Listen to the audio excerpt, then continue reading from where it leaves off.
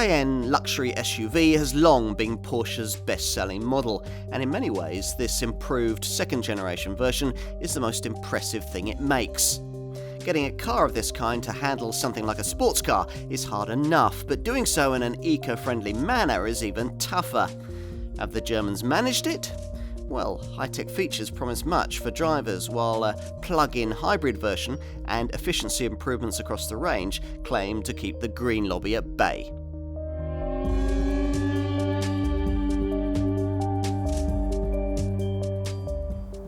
Today, the Cayenne SUV is Porsche's most important model, outselling every other car the company makes.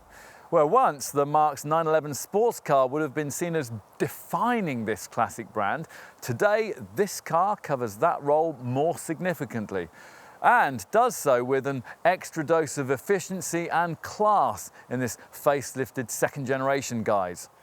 These days, even the purists have to accept this model's importance, given that without the Cayenne, Porsche itself probably wouldn't exist. Back in 2002, though, when the very first generation version of this car was launched, the whole idea of this SUV provoked a storm of protests from fans of the brand. Not only because it wasn't a sports car, but also, in their eyes at least, because it wasn't a Porsche. Critics pointed out that the underpinnings and most of what lay beneath the bonnet had been lifted straight from a Volkswagen Touareg. Well, that was true. But what these people failed to appreciate was that the original Touareg was a brilliant piece of design that got even better once Porsche had finished with it. Customers understood this before journalists did, and as a result, over 276,000 Mark 1 models were sold over an 8-year production run. That number all the more impressive given the unreasonable expectations that Cayenne models were, and still are, very often saddled with. After all, no one really expects a comparable Range Rover or Mercedes SUV to be a sports saloon, as well as both a 4x4 and luxury limousine. No one cares very much if some rivals are somewhat pricey to run. Yet, a Cayenne is expected to offer everything its competitors provide, at the same time as slashing their running costs and handling like the fastest four-door. You really have to feel for the engineers at Zuffenhausen. Undaunted, they brought us a second-generation model in 2010 that was lighter, sharper, smarter and more efficient than before, introducing hybrid technology and a high-powered diesel engine for the first time. Since then, though, every major rival has upped its game, with models like the Range Rover Sport and the Jaguar F-Pace quick to try and copy the Cayenne's dynamic drama. A new breed of luxury SUV coupes also now target this Porsche, contenders like BMW's X6 and Mercedes GLE Coupe wanting to replicate this car's sales success story. There's nothing, though, quite like an original, and in the Cayenne there's a template for what a large, sporting luxury SUV should be that was further perfected with a package of facelift changes introduced towards the end of 2014. These updates brought a smarter look, a freshly developed 3.6-litre bi-turbo petrol engine, and the introduction of segment-leading plug-in hybrid technology in the car that we look at here. Let's check it out.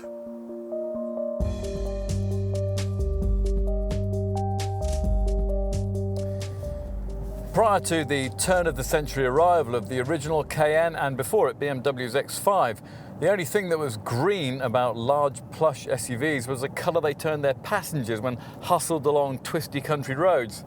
Now, having proved it didn't have to be like that, both brands were then faced with the unenviable task of going the next step and finally making a 2.3-tonne SUV handle almost exactly like a luxury sports saloon. It's Porsche who've got the closest and have set the benchmark in this respect. Drive a powerful Cayenne on a racetrack, it'll steer with a directness that no other SUV in this class can match, with an optional active anti-roll system on hand to make it corner like one too. At full chat, the petrol engines even sound suitably red-blooded. All that weight has to tell somewhere, of course, and you certainly feel it under braking. But by and large, like it or not, this car represents an astonishing engineering achievement. with an appropriately astonishing engine range. The important news with this revived second generation model concerns the mainstream Cayenne S and GTS petrol variants, which previously were powered by a thirsty 4.8 litre V8, but in this facelifted Mark II model get a lighter and more efficient 3.6 litre biturbo V6. Rather disappointingly, this unit makes nothing like as nice a noise as the old V8 did, but it does offer a little extra power. The 420 brake horsepower output of the Cayenne S model, 20 brake horsepower more than before, and enough to get you to 62 miles an hour in 5.5 seconds en route to 160 miles an hour. Stretch to the pricier GTS version and you get this unit in a 440 brake horsepower state of tune, which improves the acceleration figure to 5.2 seconds. Plug-in petrol-electric hybrid technology is a key addition to this improved Cayenne lineup, enabling you to charge the car from the mains when you're not driving it. Essentially, the SE hybrid model in question uses the same power plant that you'll find in Porsche's Panamera SE hybrid luxury 5-door model, although here the German brand has had to boost the battery capacity from 24.5 amp hours to 28 amp hours in order to compensate for this big SUV's bluffer shape and extra weight. Otherwise, the technology is the same, and very impressive it is. The old non-plug-in Cayenne S hybrid model's ancient nickel metal hydride battery has here been replaced with a high-tech lithium-ion unit with over 5 times the storage capacity. As a result, when you do set off, you'll have a decent electric-only operating range to play with. To be specific, you get somewhere between 11 and 22 miles, depending on speed and conditions, which is quite a step forward, given that the original version wouldn't go much more than a mile or so before the engine cut in. But this car isn't just about frugality. That battery boosts performance too, aided by a 95 brake horsepower electric motor that's over twice as powerful as before. What hasn't changed is the 330 brake horsepower Audi-sourced 3 litre supercharged V6 petrol engine it's paired with.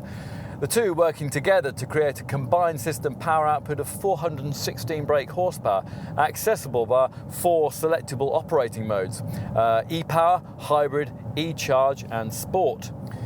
Now, unless the temperature's below freezing or you've forgotten to charge the car up, you'll always be starting off in electric-only e-power, in which, near silent guise, the car is capable of an impressive maximum speed of as much as 77 miles an hour.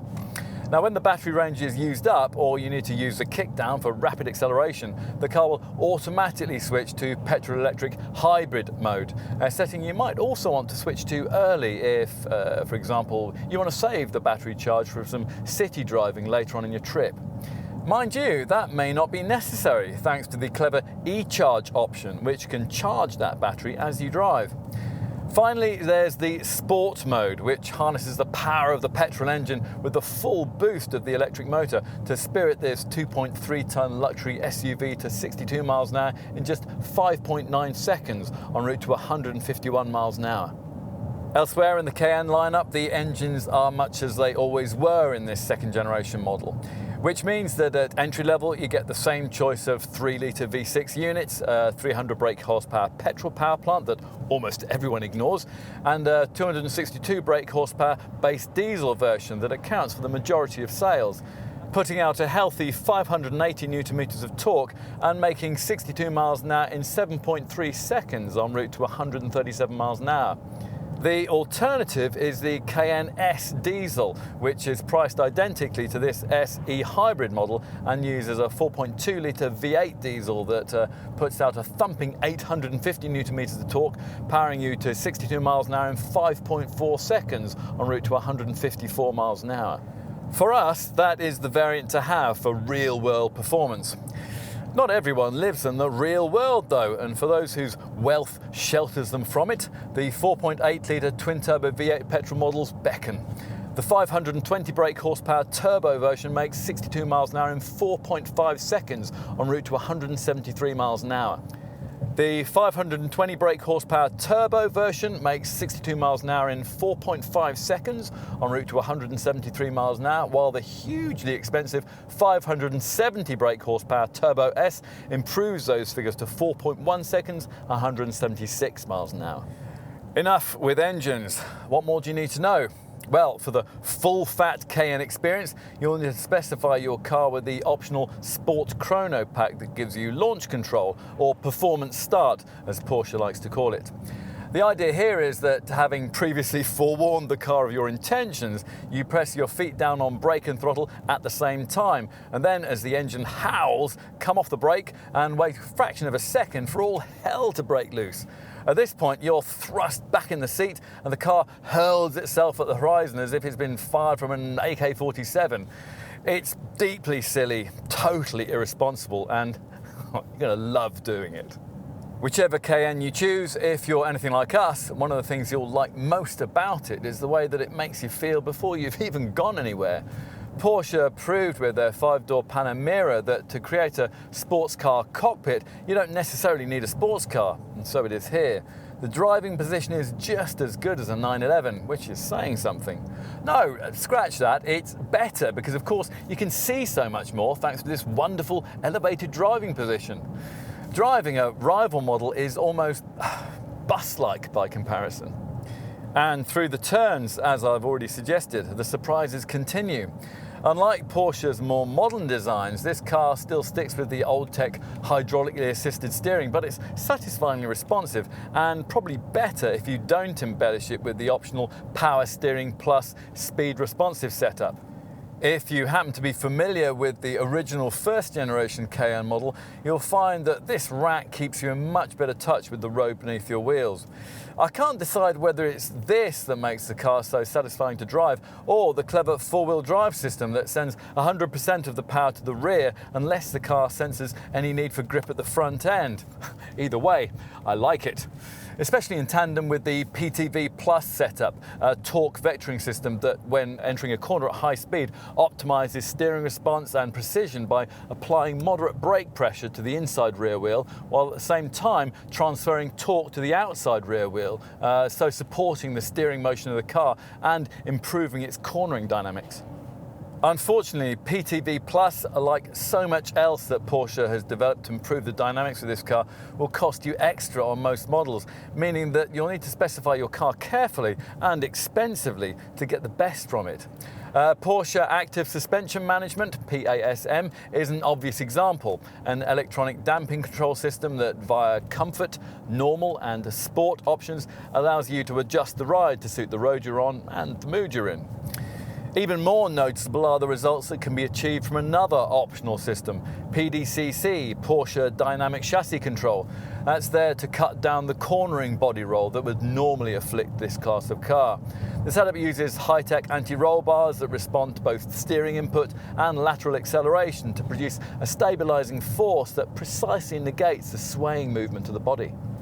You can only specify PDCC if you shell out for yet another option, air suspension, able to drop the car for greater stability at high speeds as well as raising it for off-road excursions.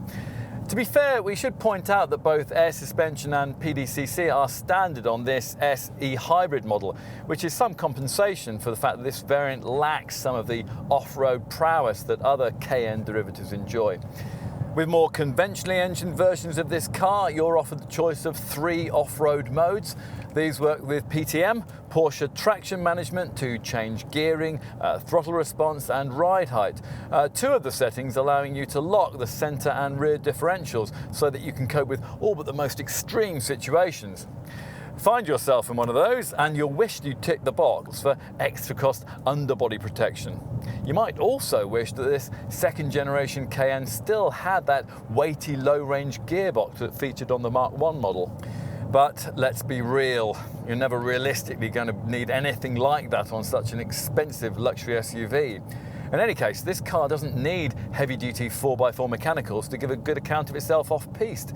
Even on this SE hybrid model, the intelligent all-wheel drive system does a decent job of shuffling torque around to where it's needed. You get Porsche Hill Control to ease you down slippery slopes, and if you've specified air suspension, there's the option to raise the ride height as high as 268mm, so you can cruise across the fields. With steel springs, you'd be limited to 215mm. Air suspension improves angled off-road prowess too, and so equipped, even this Cayenne SE Hybrid can boast an approach angle of 29.3 degrees, a departure angle of 26.2 degrees, a ramp breakover angle of 24.5 degrees, and a wading height of up to 555 millimeters, which is nice to know.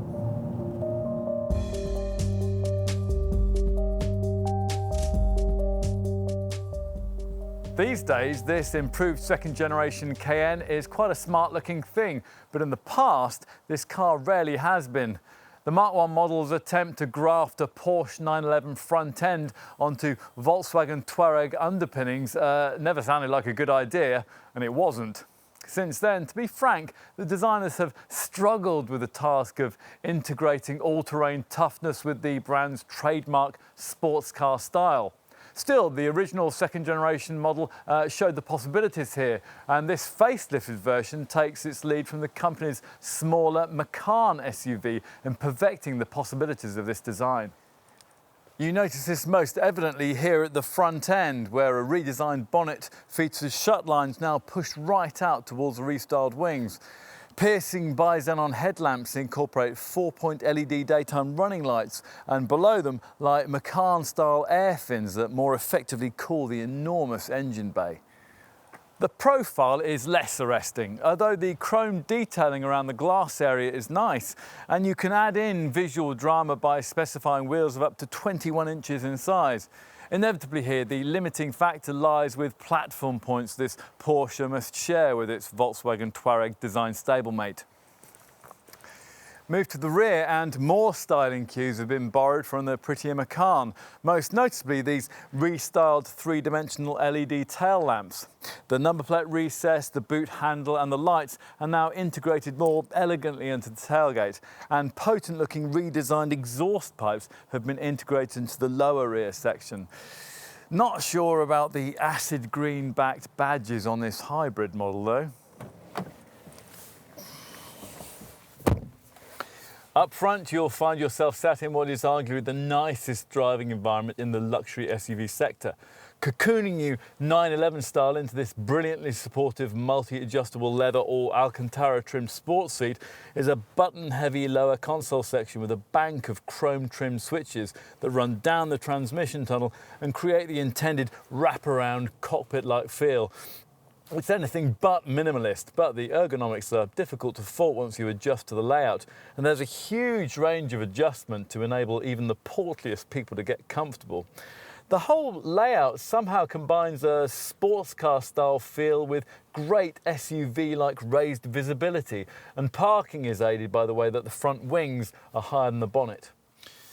If you've ticked the box for the optional Sport Chrono package, there's a lovely analog and digital stopwatch on top of the dash. Just below that area, in the centre of the fascia, lies the usual PCM Porsche Communications Management infotainment screen that Porsche insists on making optional lower down the range, but which almost all owners choose. No, it isn't quite as intuitive as the latest systems from BMW and Mercedes, but you do at least get touchscreen functionality, and there are all the usual features you'd expect at this level, provided you pay more for them.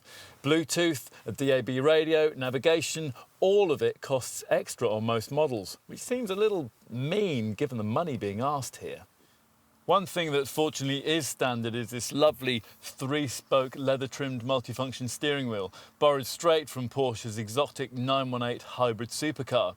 Behind it lie beautifully positioned paddle shifters for the Tiptronic 8-speed auto gearbox that all Cayenne models must have.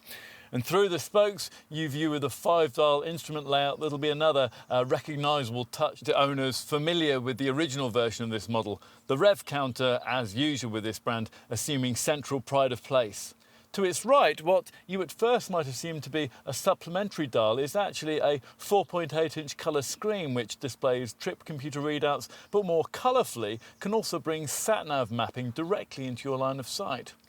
The quality of the trim suits a car of this order too, with lovely leathers, perfect plastics and granite-like build quality that seems to have survived the combined Volkswagen-Porsche production process. Cayenne models are painted and initially put together alongside their Volkswagen Touareg counterparts in Bratislava, Slovakia, before final assembly takes place at Porsche's own plant in Leipzig in Germany. There's reasonable storage space too, with reasonable sizing for the door bins, the large refrigerated glove box and this central storage area. Plus you get handy drawers beneath the seats. There's no compartment for your sunglasses though, and this cubby in front of the gear lever is big enough only for coins or items you might previously have run over. One thing we do like though is that there's a proper car-shaped key to put in a proper car-shaped ignition slot. Time to move on to the back seat. It's now more comfortably supportive and can take up to 3 adults. As usual though, 2 would be more comfortable. Now this is thanks to a couple of things. First, that the centre transmission tunnel is usefully low. And second, that the rear seat base can slide backwards by up to 160mm to prioritise legroom if you're not using all the boot capacity. The backrest can also recline into 3 different positions for greater comfort on longer journeys. And there's the option of cooling seat ventilation and a rear entertainment system for buyers really wanting to pamper their rear passengers.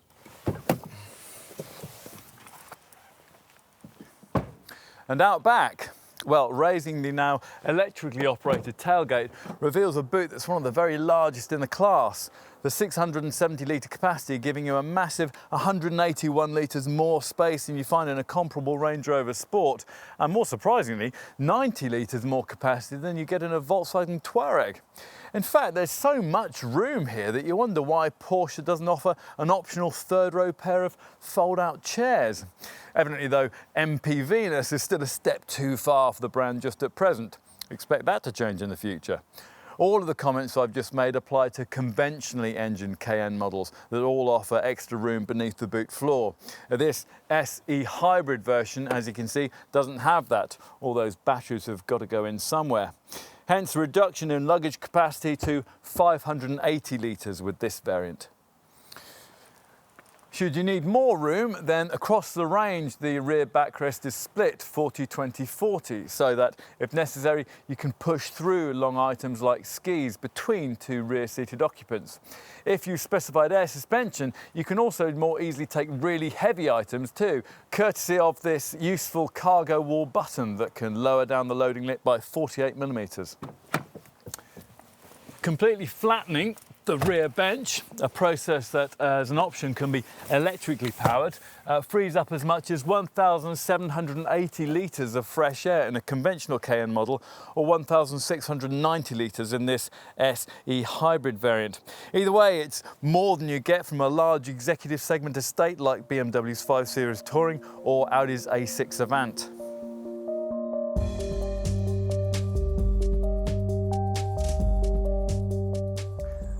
Asking figures for Cayenne ownership sit mainly in the £50,000 to £62,000 bracket. That entry-level figure enough to buy you the base petrol or diesel 3-litre V6 variants. At the top of that price bracket, you have a choice in performance-minded frugality with the 385 brake horsepower S diesel model and this 416 brake horsepower SE hybrid petrol-electric variant, which are almost identically priced. It all comes down to just how green-minded you want to be. As you might expect, you'll have to pay quite a bit more if you want one of the high-performance petrol versions. The 3-litre bi-turbo V6 Cayenne GTS will probably set you back around £75,000 once you've added a few well-chosen extras, while the same approach on the 4.8-litre V8 turbo model will require a £95,000 budget. As for the Turbo S, well, here you can expect a bottom line of around £120,000. Bet you wouldn't. Would you? On to the value proposition those figures represent. Well, you'd expect this car to be more costly than its Volkswagen Touareg design stablemate, and it is, although not by as much as you might think. The 3-litre V6 diesel used in the base black pump-fueled Cayenne model is the only engine the 2 cars share, and it requires a premium of around £5,000 if you get it installed beneath the bonnet of a Cayenne. We would argue that the difference would end up being more than that if you equip this Porsche to Volkswagen standards, but Porsche would contend that you'll get that money back with higher residuals when the time comes to sell. Both perspectives are correct. As for other rivals, well, the only model in this segment that really rewards at the wheel like this one is the Range Rover Sport. In top 5-litre V8 petrol, guys, that car's a cheaper alternative to a Cayenne Turbo, but in volume diesel, guys, it's much pricier than this Porsche, about £10,000 more in V6 diesel form, around £20,000 more in V8 diesel form.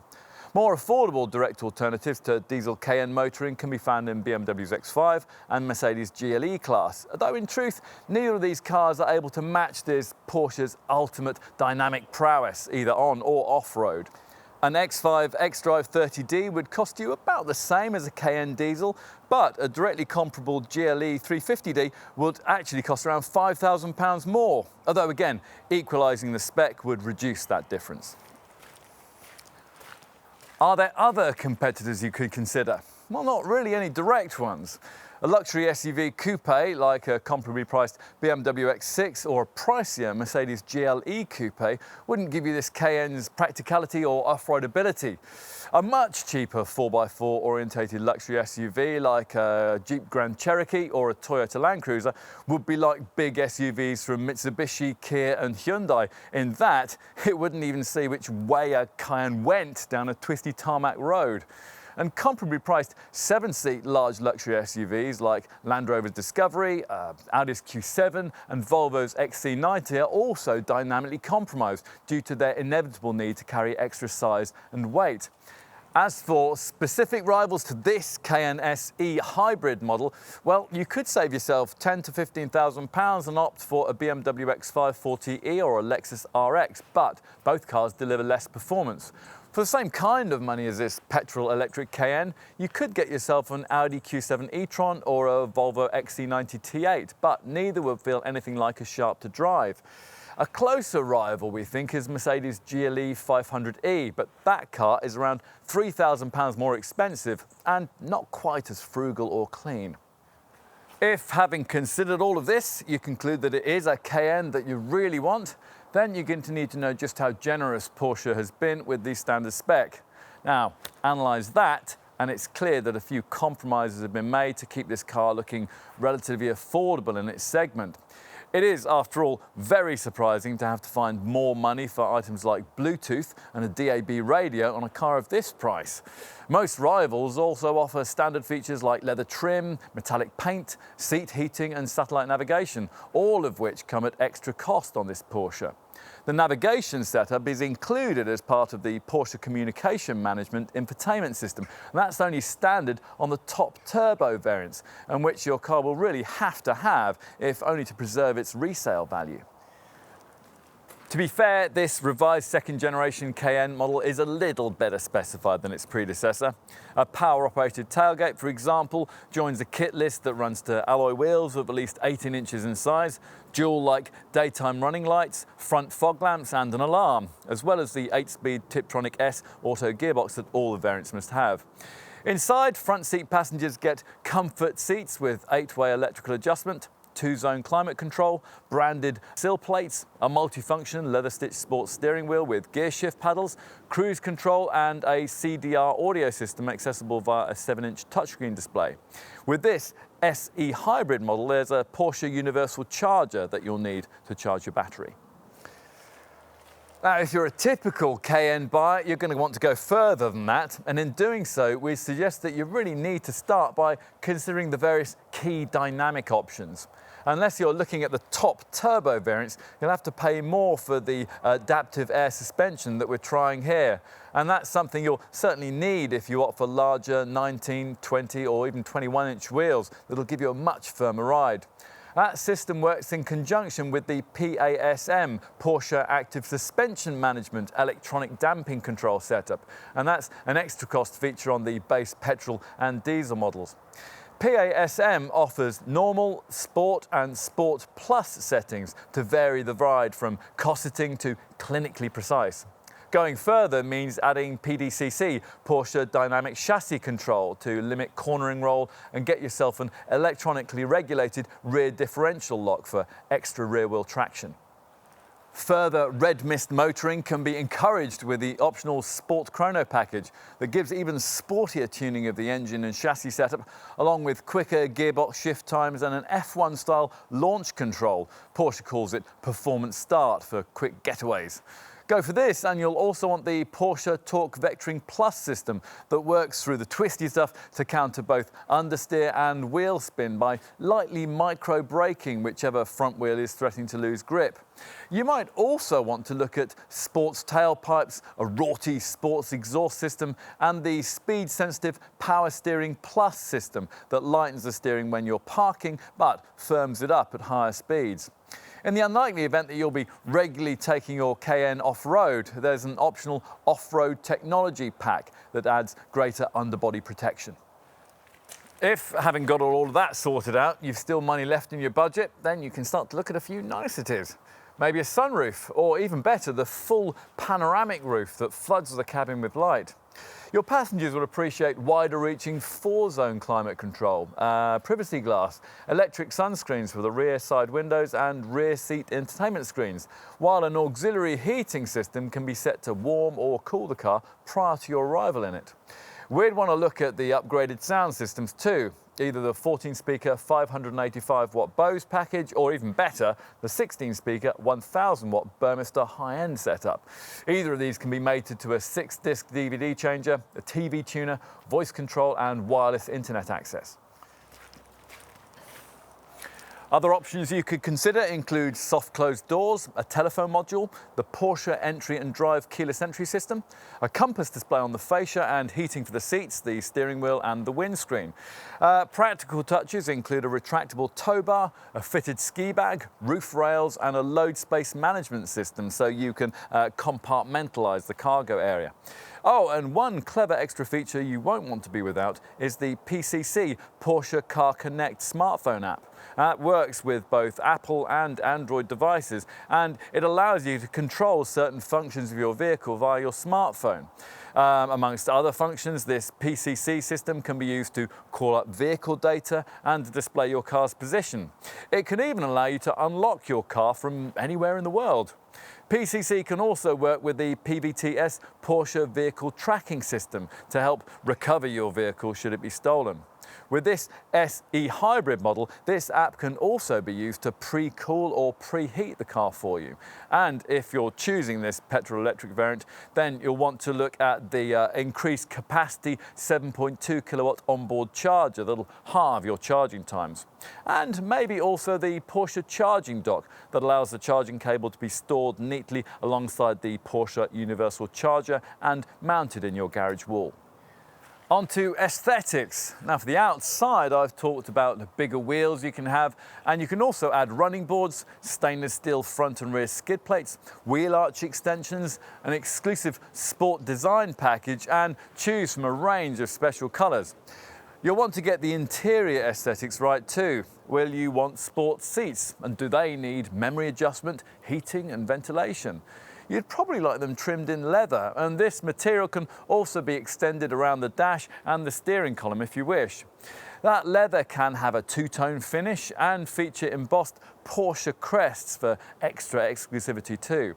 Those who like to feature wood trim in their interiors can have it here in birch, mahogany or walnut, while those who don't can go for a carbon fibre or brushed aluminium finish.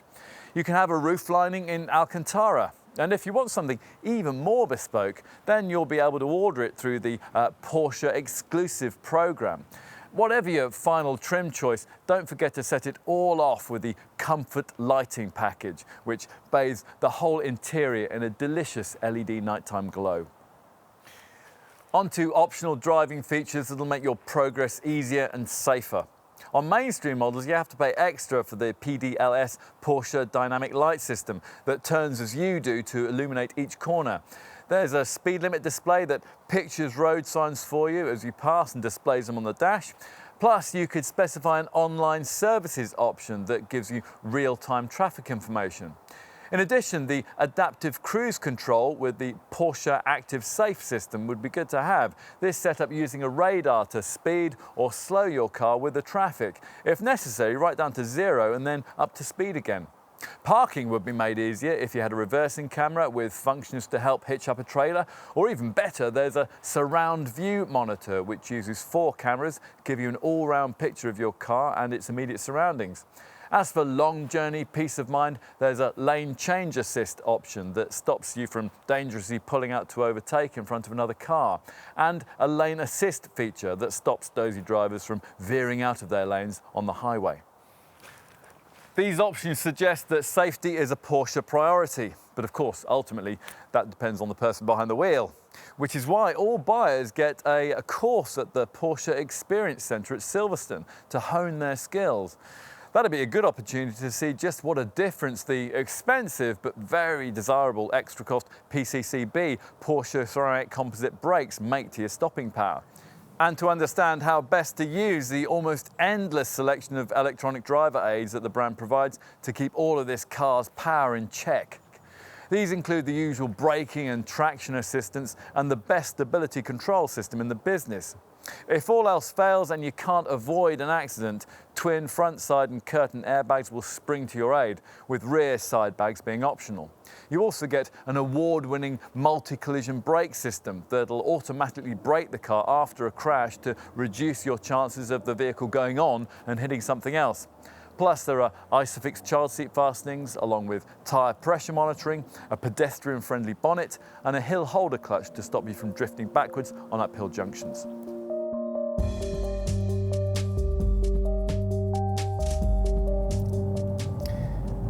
Inevitably, perhaps in the current climate, efficiency is quite a theme in this improved second-generation Cayenne lineup. Hence the introduction of a smaller V6 bi-turbo engine to replace the previous thirsty V8 in the mainstream Cayenne S petrol model, and the addition of segment-leading plug-in hybrid technology in the SE hybrid variant that we've been trying here. All models, though, make some kind of gesture to frugality, improving their running cost readings thanks to numerous engine and drivetrain modifications and the usual start-stop technology. Plus, brake energy regeneration and a coasting function that disconnects the engine when it's not being used at cruising speeds. Gains have also been made through optimized thermal management that uses active flaps in the front grille that open or close according to the speed you're driving at and the cooling needs of the engine. When the flaps are closed, there's a reduction in drag, which obviously improves fuel economy. Of course, some buyers want more. To really change efficiency perceptions in this corner of the market, you need a real step forward in technology, and this Cayenne SE hybrid model claims to provide just that. New European driving cycle stats, which are rarely a very accurate real-world guide, suggest it to be capable of an astonishing 83.1 miles per gallon combined cycle figure, an improvement of nearly 200% on the original hybrid model. And there's an equally impressive CO2 reading of 79 grams per kilometre, enough to officially classify it as an ultra-low emissions vehicle, although annoyingly not quite enough to entitle exemption from the London congestion charge. Of course, much depends on how, where and when you drive. After all, if like many people, your daily journey to work occupies a round trip of less than 10 miles, then your weekly business commute in an SE hybrid could end up being completely fuel-free, given this car's ability to travel between 11 and 22 miles, depending on how you drive, on electric power alone.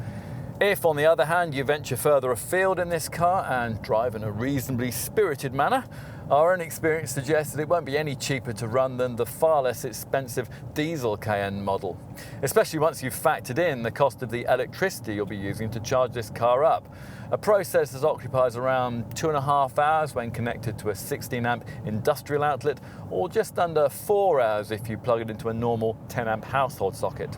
There are different cables for each. You can halve those charging times if you fit an extra cost 7.2 kilowatt onboard charger to replace a standard fit 3.6 kilowatt item, or juice your Cayenne up even quicker if you're lucky enough to find a 32 amp outlet. Many Porsche centres have one. And you can remotely set your charging times to take advantage of cheaper off-peak tariffs. What can be guaranteed are the tax benefits that come with SE hybrid motoring. That low CO2 reading means company car tax liability of only 5% and a 100% first-year allowance. So you'll pay less in this respect to run one of these than you would for something like a BMW 320d. You won't have to pay annual road tax either. We're also assuming that likely buyers will fully maximise all the efficiency opportunities this car can offer, and there's certainly every chance to do so. As you'd expect, dash readouts tell you your battery charge status, along with all electric and hybrid driving range figures, plus fuel consumption and zero emissions mileage figures. Best of all, there's a neat infotainment screen graphic that allows you to see what's been driven by what at any given moment in time. Owners will also want to download the clever PCC Porsche Car Connect smartphone app that gives you information on remaining charging time, battery charge status, and a visual depiction of the electric range. You can also use this app to set the charge timer with customizable charging times. Plus, you can preheat or pre-cool the car prior to your journey. And you can use Porsche Car Connect to summon breakdown help, check the status of your car's alarm, and even guide you back to your Cayenne if you've forgotten where you've parked it. Now, I mentioned the standard V6 diesel model. How did that perform in comparison? Well, pretty well as it happens, delivering up to 42.8 miles per gallon on the combined cycle and as much as 173 grams per kilometre of CO2, enough for an 800-mile range from the 85-litre fuel tank. Other luxury segment SUVs can beat that, but not by much, and not at the same time as offering such impressive performance. Go for the twin-turbo V8 S diesel model and you're looking at 35.3 miles per gallon and 209 grams per kilometre. Not a bad return from a 2.4-tonne SUV capable of 62 miles an hour in less than 6 seconds.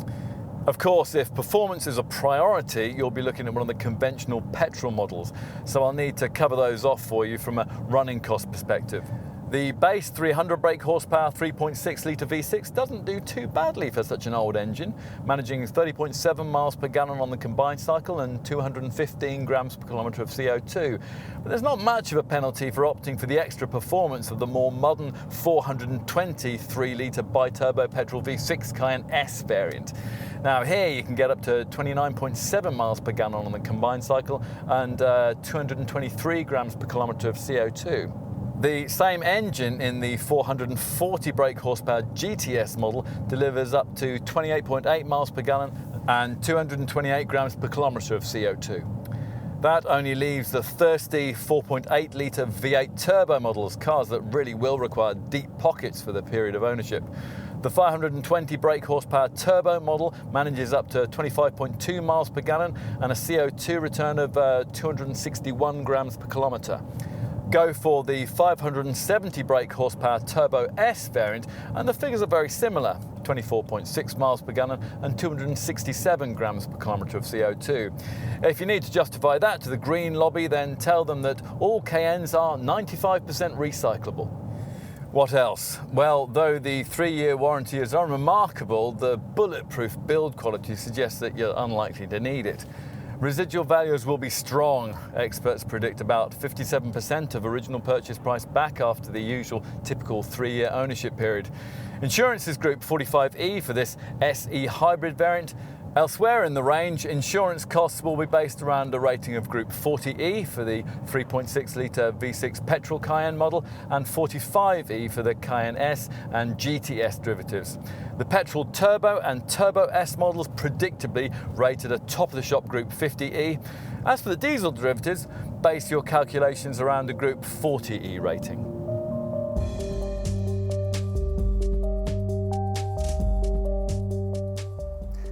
This, we think, is a more credible Cayenne.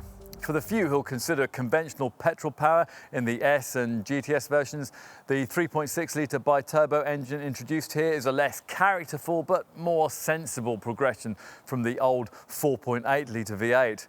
And the plug-in technology of this SE hybrid variant at last means that a petrol-electric version of this car makes some sort of sense. Not enough, though, to prevent the majority of buyers from continuing to choose diesel power.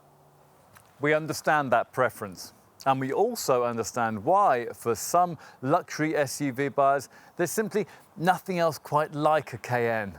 This was the model that opened up Porsche ownership to a whole new group of people. They're not sports car purists, but they do love the idea of sports car technology being applied to make a real luxury 4x4 appeal to real drivers. Certainly, it took the German brand some time to get this right. Early Cayennes were rightly forgettable. But this lighter, faster, greener and better looking revised Mark II version is hugely impressive. Well, in many ways the most astonishing car of its kind that we've yet driven. All of which is just as well, given not only tougher top SUV competition, but also the existence these days of another 5-door Porsche, the more luxury saloon-orientated Panamera. That model manages to combine sports car with luxury cruiser. This one, though, for 30% less money, manages to go a step further and combine both those attributes with a third, that of go almost anywhere off-road freedom. And that makes it very unique indeed.